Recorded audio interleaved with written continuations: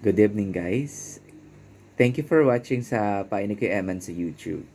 And then sa page and FB page ko, and then at the same time sa TikTok. Maganda yung topic natin ngayon. So, ano nga pala, congratulations nga pala sa pelikula ng Rewind. So, madaming learnings ako natutunan. So, ang topic po natin ngayon is all about, yun nga, from the word itself, rewind. So, balikan natin kung ano yung nangyari sa life ko na gusto ko din ma-share sa iba. Una, may mga dahilan kung bakit nangyayari sa atin ang isang sitwasyon. Like on my case,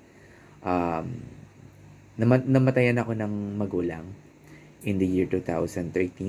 Parehas po sila, si nanay at si tatay, namatay sila sa life ko. Masakit yun sa pakiramdam, masakit yun sa life ko. At alam natin na hindi natin kayang balikan yung mga pangyayaring iyon.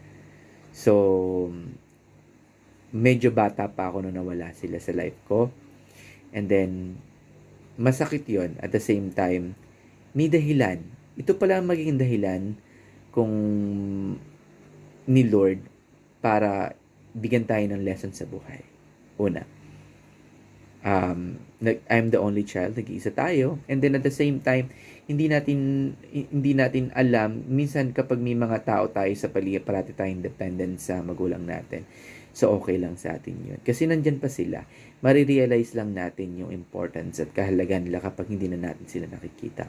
On my case, kinuha ni Lord ang magulang ko kasi may gusto silang iparanas at gusto silang iparating sa atin. Personally sa akin. Kasi kung buhay pa sila until the moment, until ngayon, siguro hindi ganito yung life. Hindi ko makikilala yung misis ko at hindi ganito yung estado ng life ko.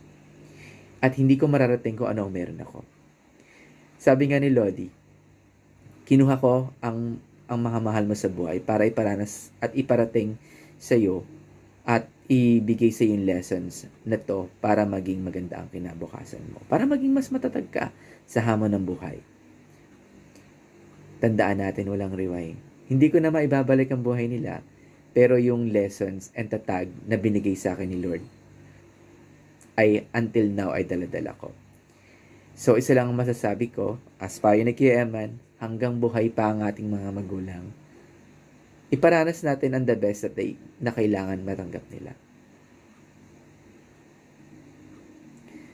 Dahil hindi na natin maibabalik ang buhay nila. Yun dapat na pagmamahal na dapat ay natatanggap nila. Yun ay ibigay natin hanggang buhay pa sila. Masaya, masarap ang may magulang. Huwag nating hayaang ibigay sa atin ni Lord ang lessons na maiparamdam sa kanila yung pagmamahal kapag wala na sila. Hanggang nandyan sila, yung time natin para sa kanila dapat ibigay natin.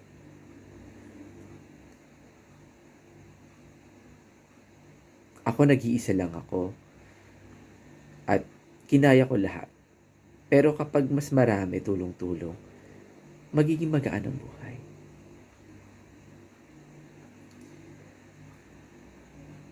Kung babalikan natin ang pelikulang Rewind, may lesson po yun. Hindi lang po ba sa fantasy or imagination, may lesson yan sa buhay mo. Sabi nga ni Lodi, kinuha ko ang nanay mo, kinuha ko ang tatay mo, para maging successful ka. Kung mapapansin natin si Ding Dong Dantes, naging successful, almost maging CEO siya, naging maganda ang career niya. Hinahalin tulad ko ang sarili ko sa kanya. Kasi, mahirap ng buhay na.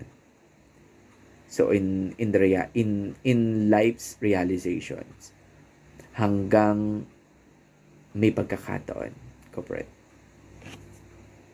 Thank you for watching. Pakinig kayo, man.